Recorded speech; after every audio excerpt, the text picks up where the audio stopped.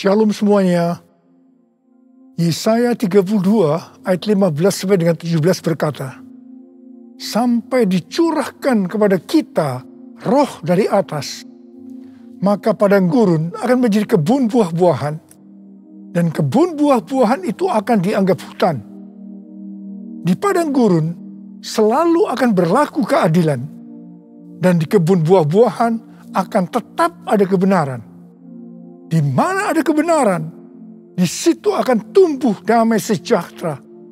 Dan akibat kebenaran ialah ketenangan dan ketentraman untuk selama-lamanya. Sesuai dengan Yesaya 32 ayat 15 yang berkata, sampai dicurahkan kepada kita roh dari atas, maka padang gurun akan berubah menjadi kebun buah-buahan. Ini bisa diartikan bahwa orang Kristen padang gurun akan menjadi orang Kristen kebun buah-buahan hanya kalau ada pencurahan roh dari atas. Jadi, hanya kalau ada pencurahan roh dari atas, maka orang Kristen padang gurun akan berubah menjadi orang Kristen kebun buah-buahan. Dikatakan bahwa di padang gurun selalu berlaku keadilan, sedangkan di kebun buah-buahan tetap ada kebenaran. Jadi, tanda bahwa seseorang itu Kristen padang gurun adalah kalau selalu memberlakukan keadilan. Sedangkan kalau orang itu adalah Kristen kebun buah-buahan, selalu melakukan kebenaran. Gigi ganti gigi, mata ganti mata. Ini adalah keadilan. Tetapi Tuhan Yesus berkata, janganlah kamu melawan orang yang berbuat jahat kepadamu, melainkan siapapun yang menampar pipi kananmu, berilah juga kepadanya pipi kirimu. Kalau ada orang yang hendak mengadukan engkau karena mengingini bajumu, serahkanlah juga jubahmu. Dan barang siapa yang memaksa engkau berjalan sejauh 1 mil, berjalanlah bersama dia sejauh 2 mil. Ini adalah kebenaran. Kasihilah sesama manusia dan bencilah musuhmu. Ini adalah keadilan. Tetapi Tuhan Yesus berkata, kasihilah musuhmu dan berdoalah bagi mereka yang menganiaya kamu. Ini adalah kebenaran. Kalau kita melakukan kebenaran, maka kita akan mengalami damai sejahtera, ketenangan, dan ketentraman untuk selama-lamanya. Bukankah ini yang kita cari selagi masih ada di dalam dunia ini? Karena itu kita harus selalu berdoa. Curahkan Roh Kudus-Mu ya Tuhan. Penuhi aku dengan Roh-Mu supaya aku selalu melakukan kebenaran. Seperti yang dikatakan dalam Yohanes 4 ayat 23 dan 24. Bahwa Allah itu Roh.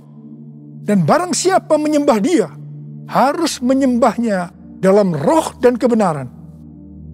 Karena itu, Bapa menghendaki, Bapa mencari penyembah-penyembah benar, yaitu mereka yang menyembah Bapa dalam roh dan kebenaran. Ingat, jangan sampai kita menyembah Bapa dalam roh dan keadilan. Bukan rahasia lagi bahwa ada orang-orang yang berbahasa roh, tetapi mereka adalah Kristen padang gurun yang selalu memberlakukan keadilan. Hatinya kotor oleh kemarahan, oleh sakit hati, oleh kepahitan. Ini bukan penyembah-penyembah benar. Ini bukan penyembah-penyembah yang dikehendaki oleh Bapa. Ini bukan penyembah-penyembah yang dicari oleh Bapa. Kalau kita adalah penyembah-penyembah benar yang menyembah Bapa dalam roh dan kebenaran, pasti penyembahan kita benar di hadapan Tuhan. Sesuai dengan 2 Timotius 2 ayat 3 sampai dengan 7. Maka kita sebagai orang percaya, yaitu penyembah-penyembah benar, juga diajak ikut menderita bersama Kristus. Sebagai seorang penyembah benar, yang pertama, kita diibaratkan sebagai seorang prajurit yang baik dari Tuhan Yesus Kristus. Seorang prajurit yang sedang berjuang tidak memusingkan dirinya dengan soal-soal penghidupannya. Supaya dengan demikian ia berkenan kepada komandannya. Di sini sebagai penyembah benar kita diajarkan bahwa prioritas utama kita adalah hidup berkenan di hadapan Tuhan. Hidup untuk menyenangkan hatinya Tuhan. Memikirkan soal-soal penghidupan adalah nomor berikutnya. Hal yang kedua, kita sebagai penyembah benar diibaratkan sebagai seorang olahragawan. Seorang olahragawan hanya dapat memperoleh mahkota sebagai juara apabila bertanding menurut peraturan-peraturan olahraga. Sebagai penyembah benar, kita tidak sekedar hanya masuk surga, tetapi masuk surga dengan mendapatkan mahkota. Katakan amin. Untuk itu, kita harus hidup berdisiplin sesuai dengan kebenaran firman Tuhan dan rela mengorbankan hal-hal yang menghalangi kita untuk mendapatkan mahkota, termasuk mungkin hobi-hobi kita. Yang ketiga, sebagai penyembah benar diibaratkan sebagai petani yang harus siap bekerja keras dalam pengharapan akan tuaian, meskipun dalam waktu yang relatif lama. Dalam Titus 3 ayat 8 dikatakan, kita harus berusaha sungguh-sungguh melakukan pekerjaan yang baik. Artinya kita harus bekerja keras. Kita juga harus berusaha sungguh-sungguh supaya kita kedapatan tidak bercacat celah pada waktu kedatangannya. Untuk kita bisa mengerti akan semua hal ini, maka kita harus mengingat perkataan Rasul Paulus dalam 2 Timotius 2 ayat 7, yaitu Tuhan akan memberi kepadamu pengertian dalam segala sesuatu. Saya juga berdoa agar kita semua mengerti makna ajakan untuk ikut menderita bersama Kristus. Sebagai penyembah-penyembah benar, kita juga harus mengikuti tiang awan dan tiang api. Kalau mereka bergerak, kita juga harus bergerak. Kalau mereka diam, kita juga harus diam. Pada waktu zaman Musa, tiang awan dan tiang api bisa dengan waktu yang lama berada di satu tempat. Tetapi ada kalanya hanya beberapa jam saja. Mungkin mereka kadang-kadang tidak bisa mengerti. Tapi satu hal yang mereka lakukan, mereka taat untuk mengikuti gerakan tiang awan dan tiang api. Hal yang seperti ini yang juga kita harus lakukan sekarang dengan mengikuti tuntunan Roh Kudus. Bapa di surga, ku puji nama-Mu. Bapa di surga, ku puji nama-Mu. Ku cinta, ku puja, ku sembah selamanya. Bapa di surga, ku puji nama-Mu. Bapa di surga, ku puji nama-Mu. Bapa di surga, ku puji nama-Mu. Ku cinta, ku puja, ku sembah selamanya. Bapa di surga, ku puji nama-Mu.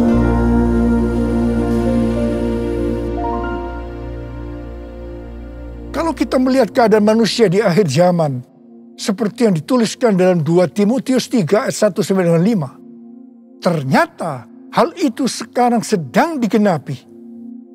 Dikatakan, ketahuilah bahwa pada hari-hari terakhir akan datang masa yang sukar. Manusia akan mencintai dirinya sendiri dan menjadi hamba uang. Mereka akan membual dan menyombongkan diri. Mereka akan menjadi pemfitnah. Mereka akan berontak terhadap orang tua dan tidak tahu berterima kasih. Tidak memperdulikan agama. Tidak tahu mengasihi. Tidak mau berdamai. Suka menjelekkan orang. Tidak dapat mengekang diri. Garang. Tidak suka yang baik. Suka mengkhianat. tidak berpikir panjang, berlagak tahu, lebih menuruti hawa nafsu daripada menuruti Allah. Secara lahiriah, mereka menjalankan ibadah mereka, tetapi pada hakikatnya mereka memungkiri kekuatannya. Jauhilah mereka itu. Mereka ini adalah orang-orang Kristen padang gurun. Karena itu sekali lagi, hanya pencurahan roh yang dari atas, yang artinya pencurahan Roh Kudus yang dahsyat dari Pentakosta ketiga, sangat diperlukan hari-hari ini untuk menjadikan orang Kristen padang gurun menjadi orang Kristen kebun buah-buahan. Buku yang ditulis oleh Michael L. Brown yang diterbitkan pada tanggal 19 Oktober 2021 yang lalu dengan judul Revival or We Die, A Great Awakening is Our Only Hope. Kebangkitan atau kita mati. Kebangunan besar adalah harapan kita satu-satunya. Buku ini berbicara tentang keadaan kekristenan di Amerika. Kesimpulan dari buku ini adalah sebagai berikut. Amerika diambang kehancuran. Harapan satu-satunya adalah lawatan kuasa dan hadirat Allah. Dr. George Barna merilis hasil survei tentang anak muda di Amerika pada tanggal 6 Juni 2021.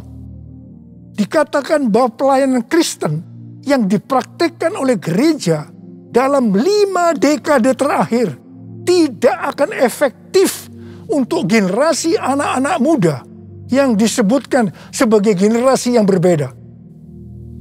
Mereka ini tidak peduli terhadap bangsa Amerika, meragukan sejarah dan fondasi bangsa.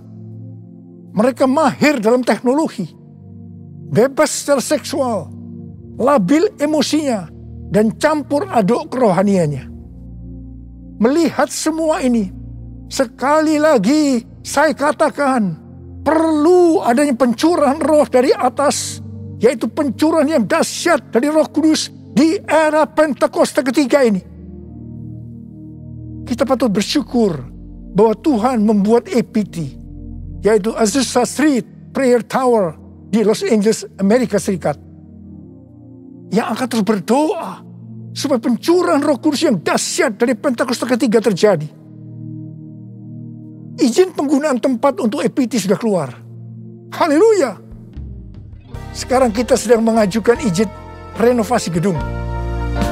Ku mau selalu bersyukur, selalu bersyukur. Kau Tuhan yang setia, yang selalu menopang. Ku mau selalu bersyukur, selalu bersyukur. Kau Bapa-Ku yang setia. Ku mau selalu bersyukur, selalu bersyukur. Kau Tuhan yang setia, yang selalu menopang. Ku mau selalu bersyukur, selalu bersyukur. Kau Bapa-Ku yang setia. Kau Bapa-Ku yang setia. Pada waktu murid-murid Tuhan Yesus menantikan pencurahan Roh Kudus di kamar loteng Yerusalem, di mana disebutkan sebagai Pentakosta yang pertama, dikatakan dalam Kisah Para Rasul 1 ayat 14 bagian A, bahwa mereka semua bertekun dengan sehati dalam doa bersama-sama. Artinya mereka berdoa, memuji dan menyembah Tuhan dalam unity siang dan malam. Ini adalah prinsip restorasi Pondok Daud. Ini adalah prinsip menara doa. Setelah 10 hari mereka melakukan itu, Roh Kudus dicurahkan. Mereka dipenuhi Roh Kudus dengan tanda awal berbahasa roh.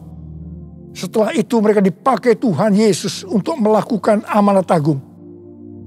Hari-hari ini, di era Pentakosta ketiga, kita harus melakukan hal yang sama, yaitu berdoa, memuji dan menyembah Tuhan dalam unity siang dan malam, supaya pencurahan Roh Kudus yang dahsyat dari Pentakosta ketiga terjadi. Sehingga amanat agung selesai. Dan setelah itu Tuhan Yesus datang kembali. Saya mempunyai kesaksian bagaimana dengan melalui Unity terjadi gerakan doa yang mengakibatkan kebangunan rohani yang dahsyat. Pada tahun 2002, Ibu Bridget, seorang pendoa syafaat di tempat kita, mendapatkan suatu penglihatan. Dia melihat saya memakai jas di sebuah stasiun kereta api. Kemudian ada suara, "Change destination, change destination." Waktu penglihatan itu disampaikan kepada saya mendapatkan pengertian bahwa akan terjadi perubahan dalam pelayanan saya. Ketika saya sedang bertanya-tanya kepada Tuhan tentang hal ini, tiba-tiba saya merasakan bahwa kemuliaan Tuhan yang membuat kita menjadi satu sesuai dengan Yohanes 17 turun ke atas saya. Apa yang saya alami?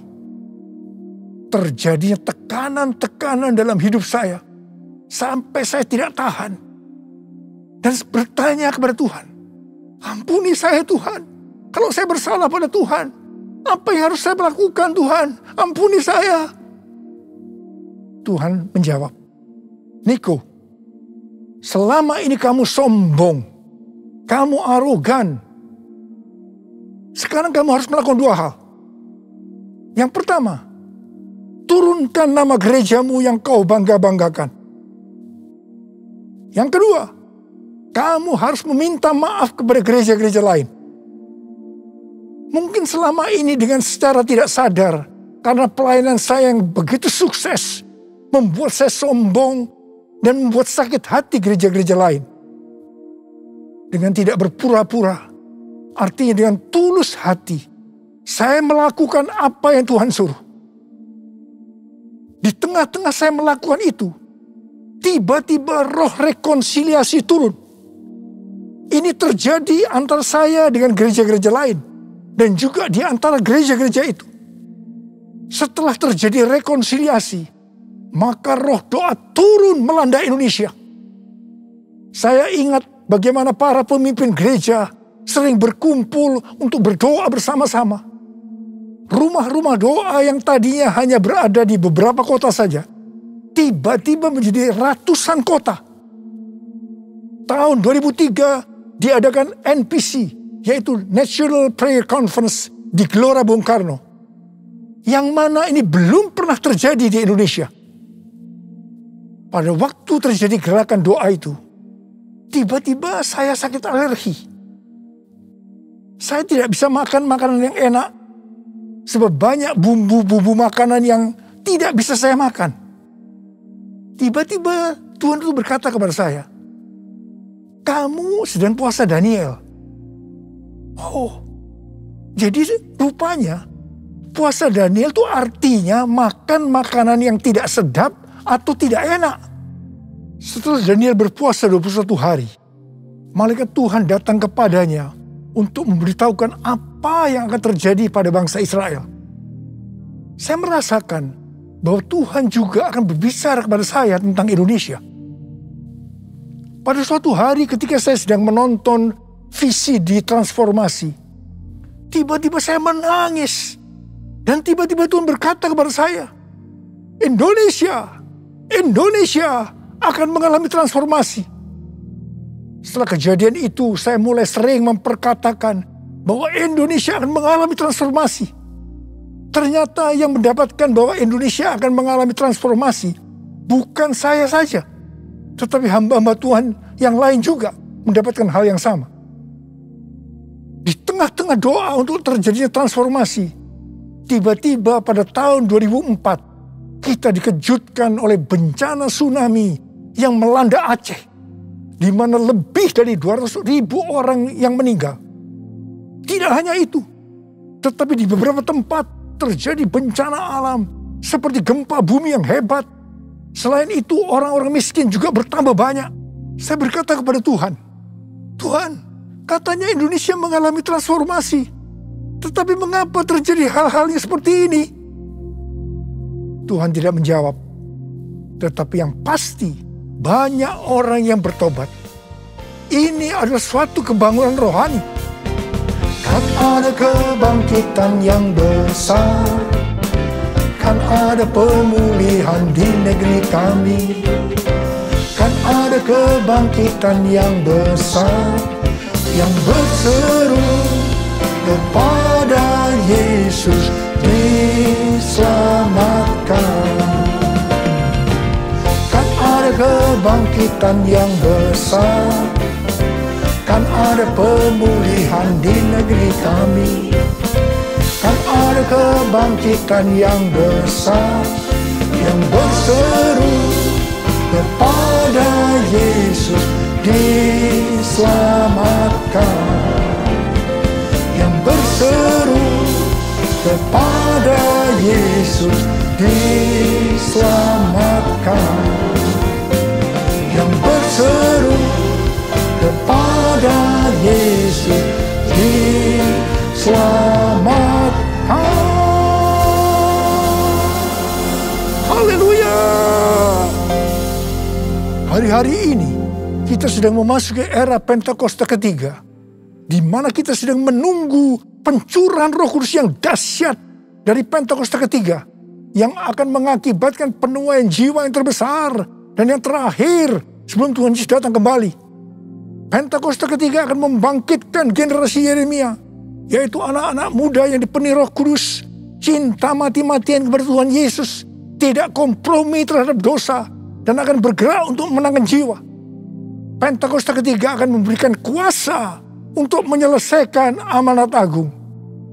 Kita yang merindukan hal ini terjadi, maka kita harus melakukan seperti yang terdapat dalam Kisah Para Rasul 1 ayat 14a tadi, yaitu berdoa, memuji, dan menyembah Tuhan dalam unity siang dan malam. Ini adalah prinsip restorasi Pondok Daud. Ini adalah prinsip menara doa. Seperti yang kita alami pada zaman transformasi Indonesia, maka pada zaman ini Tuhan meminta agar gerejanya menjadi satu. Gerejanya unity. Kalau pada saat itu gereja GBI Gatot Subroto yang dipakai untuk rekonsiliasi di antara gereja-gereja sehingga terjadi unity, maka hari-hari ini hal yang serupa Tuhan meminta agar gereja-gereja tidak hanya memikirkan dirinya sendiri. Seperti yang saya lakukan pada waktu itu, di mana saya diminta untuk meminta maaf sehingga terjadi rekonsiliasi. Seperti yang terdapat dalam 1 Korintus 10 ayat 23 dan 24 yang berkata, segala sesuatu diperbolehkan, benar, tapi bukan segala sesuatu berguna. Segala sesuatu diperbolehkan, benar, tapi bukan segala sesuatu membangun. Jangan seorang pun yang mencari keuntungannya sendiri, tetapi hendaklah tiap-tiap orang mencari keuntungan orang lain. Biarlah kita sebagai gereja Tuhan melakukan ini. Jadi, kita sebagai gereja Tuhan harus sering mengoreksi diri. Apakah yang kita lakukan sesuai dengan kehendak Bapa yang di sorga, yang menghendaki agar kita menyelesaikan amanat agung? Penuaian jiwa yang terbesar dan yang terakhir ini akan terjadi kalau gereja-gereja Tuhan unity. Gereja-gereja Tuhan menjadi satu sehingga roh doa turun. Semua ini akan mengakibatkan pencurahan Roh Kudus yang dahsyat dari Pentakosta ketiga terjadi. Mari, saya ajak saudara untuk mengangkat tangan. Kita nyanyikan sama-sama. Satukan kami ya Tuhan bersama dengan tali yang tak putus. Satukan kami ya Tuhan bersama dengan kasih sempurna. Allah kami satu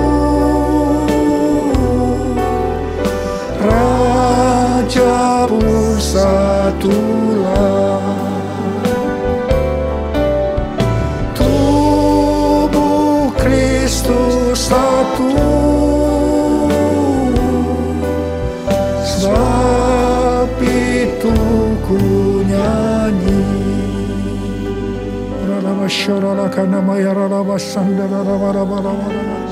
Oh Tuhan, ya Tuhan, aku berdoa saat ini ya Tuhan, jadikan gerejamu Tuhan menjadi satu, unity ya Tuhan. Aku berdoa buat anak-anakmu, gereja-gerejamu, agar mereka unity. Oh Tuhan, terima kasih, curahkan rohmu saat ini. Curahkan rohmu ya Tuhan, curahkan rohmu. Akan membuat hati kami menjadi lembut ya Tuhan.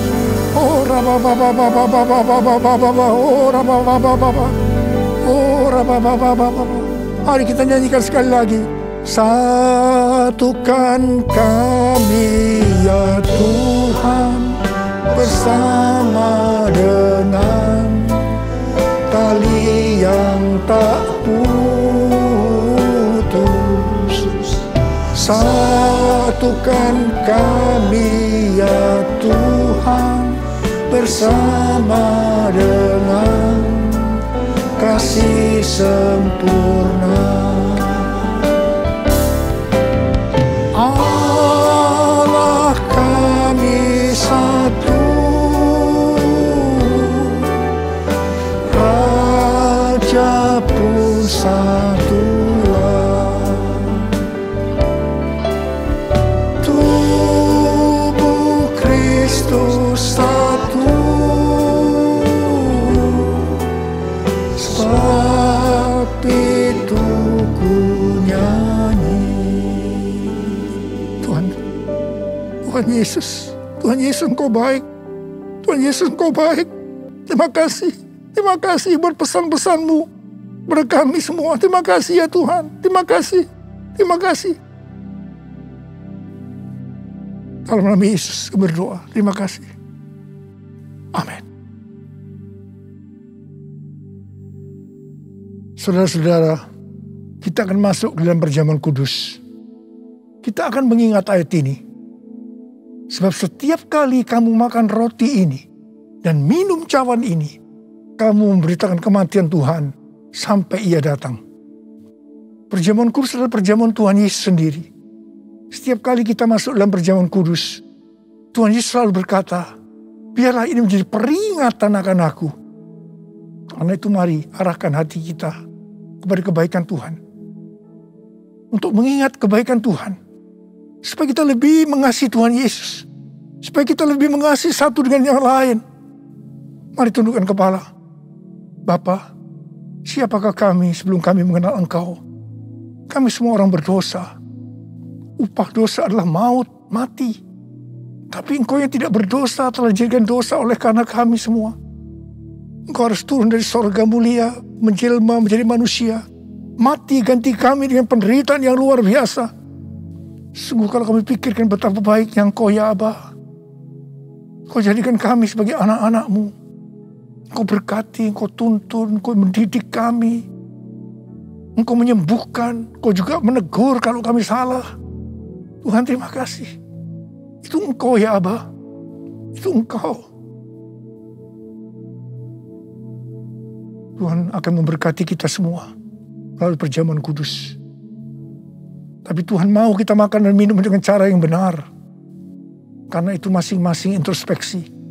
Lihat keadaan dirimu sekarang. Kalau ada hal-hal yang selama ini belum diselesaikan dengan Tuhan. Dan Tuhan ingatkan itu. Langsung mari kita minta ampun. Ampuni saya Tuhan.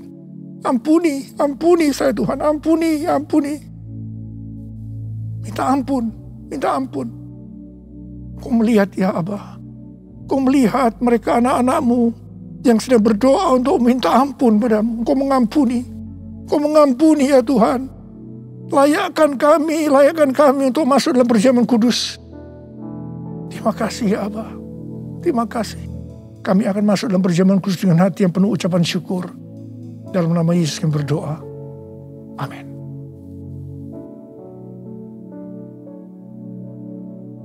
Mari, angkat roti di tangan kanan saudara tinggi-tinggi. Sebab apa yang telah kuteruskan kepadamu telah aku terima dari Tuhan. Yaitu bahwa Tuhan Yesus pada malam waktu ia diserahkan mengambil roti. Dan sesudah itu ia mengucap syukur atasnya. Dia memecah-mecahkannya dan berkata, inilah tubuhku yang diserahkan bagi kamu. Perbuatlah ini menjadi peringatan akan aku. Saudara dikasih Tuhan, bukankah roti yang kita pecah-pecahkan ini adalah persekutuan kita dengan tubuh Kristus? Mari kita makan dalam nama Yesus.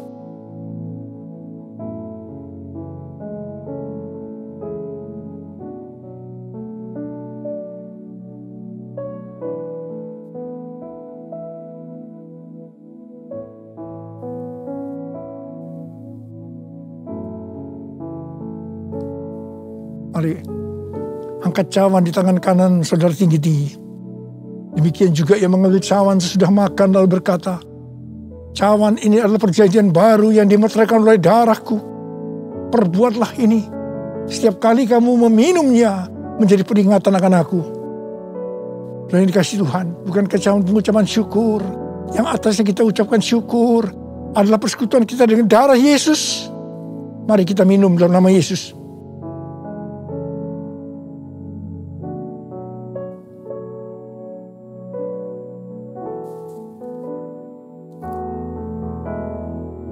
Mari angkat tangan kita di hadapan Tuhan. Ucapkan syukur. Dengan suara, jangan diam. Tuhan terima kasih. Tuhan terima kasih. Terima kasih ya Tuhan. Terima kasih. Oh terima kasih ya Tuhan. Terima kasih. Tuhan terima kasih.